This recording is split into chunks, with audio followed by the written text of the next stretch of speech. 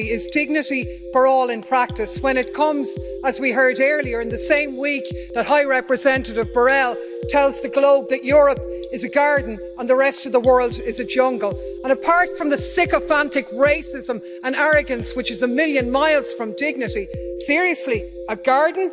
95.4 million people in danger of poverty or social exclusion, 21.7% of the EU's population, and this is what he calls a model of social cohesion and economic progress, when all of the trends are going to more inequality and the gap is widening. Meanwhile, in the jungle, as he calls it, it is as it is in a large part because of the policies of Europe and global capitalism. You cannot tackle poverty without tackling the fact that the majority of the world's wealth is owned and controlled by a tiny minority who use it for their own enrichment instead of the needs of the many. We need to end neoliberalism and put people before profit. EU law.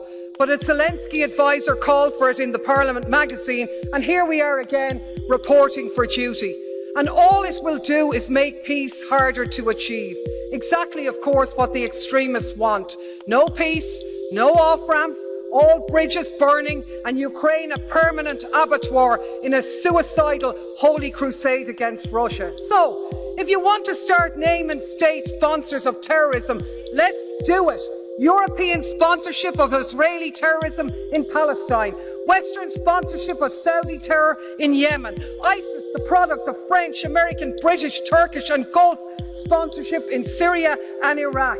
Decades of right-wing US-backed terrorism against the Cuban Revolution, the Contras in Nicaragua, death squads in Guatemala, in El Salvador. Remember Vietnam, Laos, Cambodia, horror after horror, terror after terror. There's nothing constructive about the pot calling the kettle black. Would he ever cop on, start championing peace and end the war which is patently in the interests of EU, Ukrainian and Russian citizens?